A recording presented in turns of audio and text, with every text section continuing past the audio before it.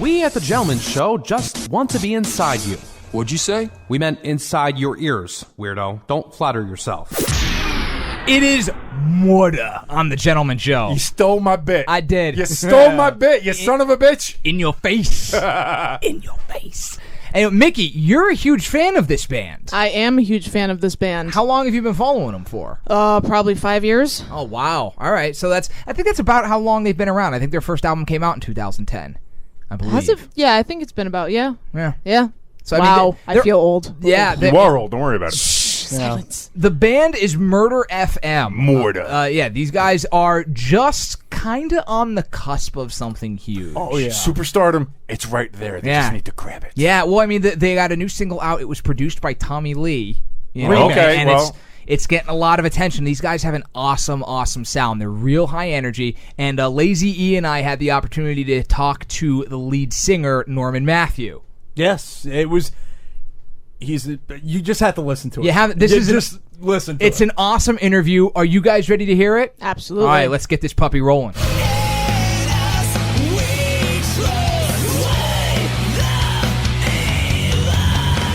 Ladies and gentlemen, we are happy to welcome to The Gentleman Show yet another lead singer of yet another awesome band. Please welcome Norman Matthew from Murder FM. Welcome to the show. Yes, the audience goes wild. Yeah, we have a huge studio audience in here of two people. But hey, thanks for taking the time to talk to us, Norman. Appreciate you being here. You know what, dude? The fact that you guys interviewed Jeff Jarrett made me have to do this. I'm a super wrestling freak, dude. Oh, we are too. Did you hear about Hulk Hogan? You know what? I was just reading about that before another interview I was on. I couldn't believe it. I mean, I got like bits and pieces of it, like on Twitter and stuff.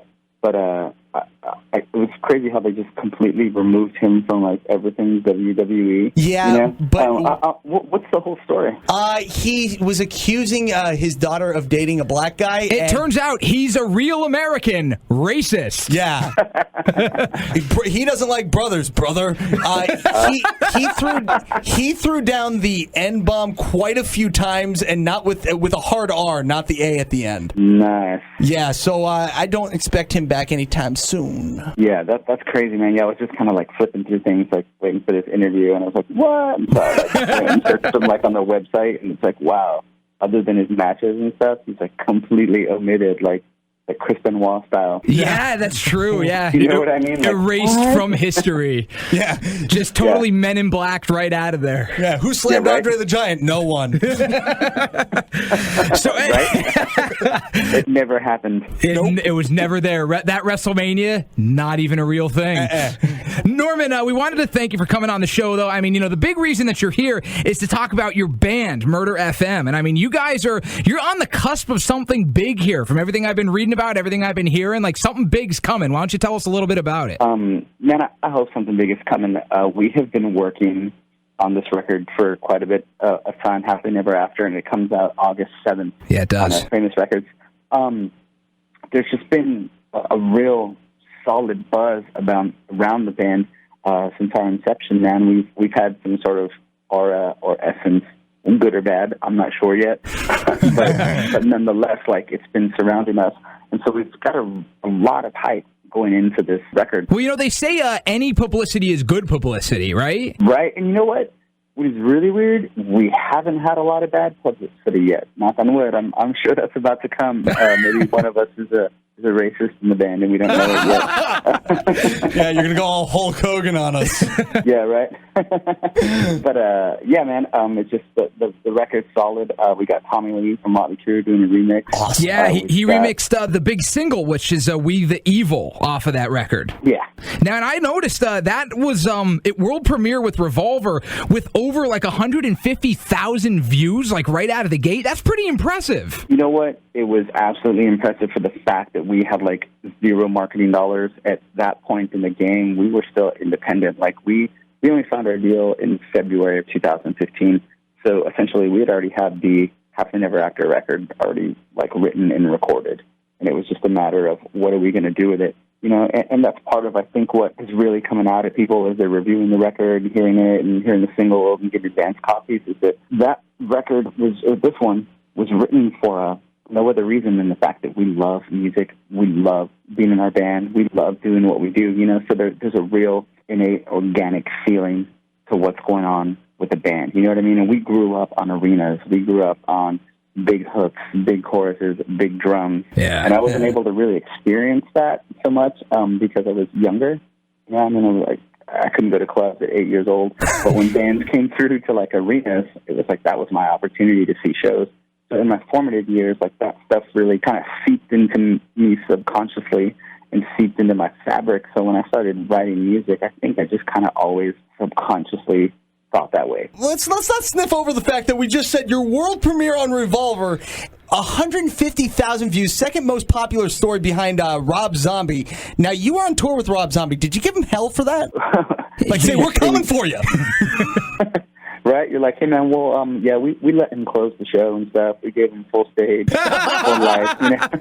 We threw him a bone. That's good. That's good. Now, I did notice, too, whenever we go on YouTube and we watch the music video for We the Evil, which is, really well done music video, by the way. I noticed it says that the premiere was removed due to violence. What was that all about? Is there a story to that? Yeah, apparently the original cut was a little too heavy-duty. And so after it had gained so much traction, I don't think that we were on the radar initially because it shot out with some decent, views. I mean, for us, they were huge because it was wow, we went from 0 to 100,000, 200,000. We were about to clip 1 million, and when we did that, all of a sudden we hit the radar. Oh, okay. And so I guess there was a couple flags on the video, a couple flags turned into we got to look into this, turned into just kind of turned into a mass thing. I think at that point we had been in discussions with almost making our way to Vivo, which is the natural progression. Yeah. The next step, for things that just kind of gain that much momentum. Well, that's good for us to know that, YouTube doesn't care what you do as long as you don't hit 1 million views. That's good to know. All right. Pretty much, yeah. Yeah, you have to linger in the shadows of YouTube. That's what we do the best. Yeah. We linger in the shadows, definitely. Yeah. So whatever you do, don't get too many views, and you can do it. That's the success story right there. Which is weird because that is kind of how the world is in a lot of ways. You know what I mean? It's so many things that just go in the underground, and as soon as you bring too much attention to something, everyone wants to chop it in that regard. So. It was a good thing, it's a natural thing, but it was just a total bummer because, we're watching that counter and we're we're going to hit 1 million. I was literally refreshing the browser. There was for a week there, just couldn't believe it, and I knew it wasn't me refreshing the browser. Hey, it was 1 million views by myself. Right? Because it would jump. Increments in 50s and 100s, and you're just what? Yeah, so it was cool, man. It was that was the real big push for the band, and for us, it was also the real start of the band when that came out because we've been around for a couple of years, but we didn't want to run a sprint. We wanted to run a marathon, and I musically, writing the songs for the band, really wanted to grow into our skin sonically. Aesthetically. Now, I have a question here for you because I do know you guys have 2 albums out before this one. You had Patchwork Promises, you had Anthems for the Used in 2010 and 2013, respectively. I've heard of you guys before. I've heard your stuff before. One of the folks on our show, Mickey, she's actually a huge fan of you guys from over the years. Right on. Now, the moment that you get big, all you the fans that have stuck with you all of these years, like Mickey probably, let's just say it, they're going to come at you and say you sold out. How do you answer that? Well, I don't know how much of that we'll get yet because really, man, we have only gotten better. That was part of the and not we're such a better band. I just mean things were written and that we ran with where we were at that point in time as a band, and that was kind of what I was saying of why we wanted to run a marathon, not the sprint. So a lot of people have grown with us in the ways that you couldn't with a band 15 years ago. Where we had our first record, Deftones did Adrenaline, Around the Fur, and then White Pony, and that was the explosion. Yeah. Nowadays, it's because of the new industry and the way it's just kind of collapsing in a lot of ways and evolving, and you're having to change and adapt. Bands don't have that developmental process. Your first record coming out the gate, on a mainstream level, has to be off the hook. Oh, So totally. we were kind of like, let's do this on our own first. So for us, Anthems for the Youth is our adrenaline. Patchwork is our Around the Fur. So we're really hoping this one is going to be our white pony, so to speak. So I don't know that we'll get a lot of that. Norman, I got your answer that you could give those people. Do you know what you do? You send out a picture with all that money. And so Right. we sold out, but guess what? We sold out every arena. So Hey, man, I'm hoping so, man. I really am. We didn't change our sound a lot, though, and that seems to come, I've noticed with fans, like from the whole Metallica thing. Yeah. Oh, yeah. Death, and that was the first round of that. Those bands changed their sound, AFI. I mean, and they had to. They grew, you know what I mean? They started when they were 18 and 19. It's like, dude, I don't listen to that kind of stuff anymore. It's not real for me to play it and be believable behind it.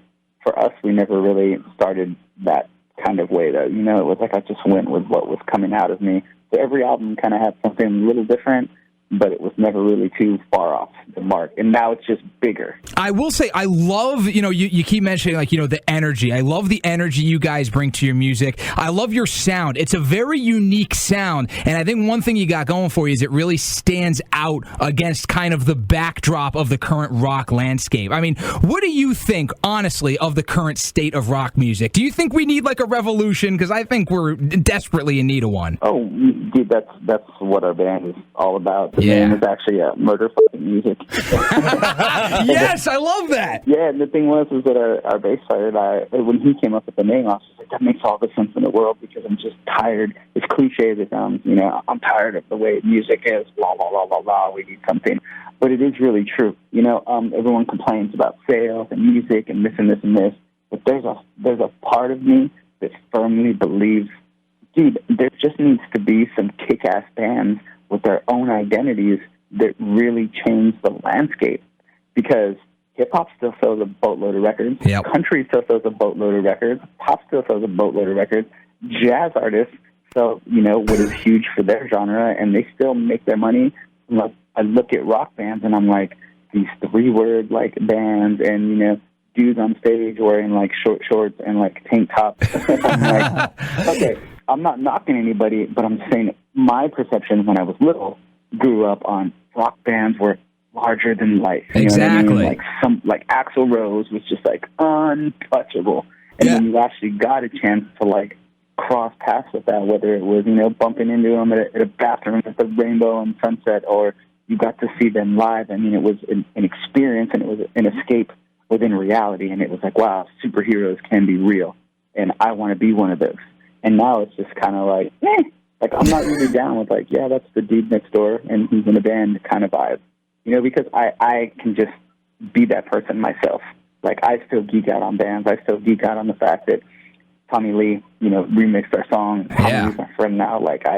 Kiss comes through with only half the original members, and I want to go see him because it's Kiss. You know what I mean? And Nirvana, that was another band that it was they weren't the greatest, but they had an identity. All these bands that made imprints on the rock world were bands that had identities, and I can't tell some of this shit apart anymore. Yeah. Well, and I'm not old. I'm into it, and some of these bands are our friends. Yeah. There are peers at this point in the game, but it's still dude, you sounded just like so and so. I'm sorry. I thought that was them. And I think it does. I think this generation hasn't experienced a huge rock band. Well, you've actually paired yourself with some good ones on tour. I mean, Deftones you've opened up for, Five Finger Death Punch, Pop Evil, as we found out earlier, the lesser to you, Rob Zombie. Since you are the rookies on the road with them, Most definitely. this is something that's common in touring. What pranks have happened? What pranks have happened? I gotta say, maybe in our earlier years, we had some good pranks with some of the bands that were opening for us. That we would tear up pretty good. Mostly our guitarist and our bassist. I try to be the chill one in the band, the lukewarm water, if you will. But when we're on with the big bands, man, we know how it is. We know how it is for those crews, that have to really do all the work. So we kind of lay off the gas, that's our thing. We don't drink and we don't really party much, so we're constantly looking for trouble to get into. Which is funny that you brought that up. I almost wonder if you've heard some of our shenanigans. I haven't, but I can imagine if you did something to Five Finger Death Punch, Ivan would rip out your skull. Right? and we would probably think it was funny. Like, we're those kind of dudes that, like, people get mad, and we're like, he's so pissed. It's funny. You would fit in well with us. Yeah, you'd fit. You'd be a great addition to our podcast, I think. Let's do it, man. Put it this You know way. what? I've always wanted to do one. Yo, yay, come on. But put it this way. When my dad died, Crisco over there opens up the show with, what happened this week? Oh, yeah, E's dad's dead. That might have been a little mean in retrospect, but hey, it was good for a laugh at the time, wasn't it? Right. He was just trying to cheer you up as a bud, man. And I felt like a terrible person afterward, but... Yeah. Dad's still dead. Funny joke, but Dad's still dead. So are you guys going to do any touring with the new album, Happily Never After? Yeah, actually, the tour kicks off August 8th at Dirtfest in Michigan, and we're on the main stage with Down, Hell Yeah, Pop Evil, Periphery. It's pretty off the hook. That festival's actually gone from 1 day to 2 days now. Yeah. It's just massive. And we figured, what better place to kick off the tour and celebrate the release of the record. So are you going nationwide, or are you just kind of staying regional? Where can we see you? No, we'll be all over the U.S., man. Nice. We're doing domestic and international. Very cool. Yeah. And so I'm pretty psyched on it. So we definitely, where are you guys at? We're in like the Scranton region of Pennsylvania. Scranton? Like, yeah. Ain't no party like a Scranton party. Because the Scranton party don't stop. Exactly. Nice. Are you coming anywhere local? Because, we'd love to come out and see you guys perform. Is Scranton off the hook? I'll go straight to Scranton, dude. Oh, we are off the hook. In fact, come during Parade Day, during St. Patrick's Day, 100,000 people that are drunk out of their minds. Nice. So... Oh, dude, that is great pickings for us because, like I said, we don't drink, so we're like... Exactly. That's the best part. You don't drink, you just watch. Yeah, right? Dude, well, yeah, I guess we watch too. Uh-huh. Yeah, I was just watching. Yeah, I'm sure we will, man. We really... The eastern half of the U.S. has actually really picked up on the band as well. I still don't know why they call it the Midwest if it's on the east side, but whatever. So, like, everything from, like, Dallas to the right of us, the Mid-Atlantic region, Florida, like, New England, like, all that stuff has really caught on to the band, especially at radio lately. So I'm almost positive that's probably going to be a lot of the first places we're going to be more than, like, the West Coast. Because we toured the shit out of the West Coast independently anyways. Like, we're kind of really excited to go a different direction. Yeah. I'm going to be honest, when you said the eastern half of the eastern part of the United States is half, I thought you were going to end it there. I was going to be like, no crap, dude, it is half of the United States. Yeah, right now. Yeah, that's why I had to specify, man, because I, too, like, pick people apart when they use me. No. Takes one to know one. Yeah, we're going to be on the right side of the map, and then a little bit to the lower right. Around, like, the wiener-looking state, we're planning on hitting that one. We'll be there. Right. Well, hey, Norman, thank you so much for coming on the show today. The big album release is August 7th, Happily Never After. We the Evil is the single.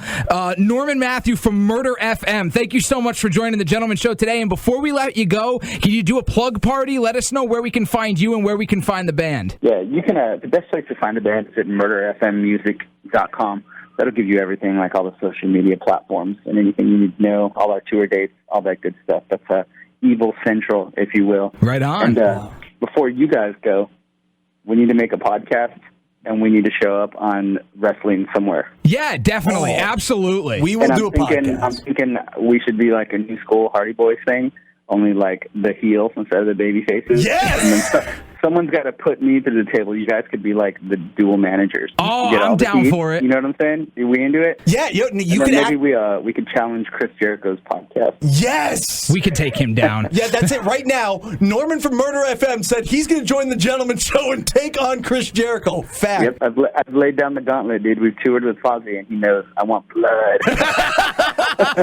Terrific. Well, Norman Matthew, thank you so much for joining our podcast today, and we can't wait to have you back. Norman Matthew, thank you so much. Thank you, guys. Murder FM. We'll see you on the road. Woo! Find The Gentleman Show on Twitter @GentlemanOnAir. That's Gentle MEN on air. And join the conversation by using the hashtag #ActLikeGentleman. Follow us. After all, every good cult needs followers, right?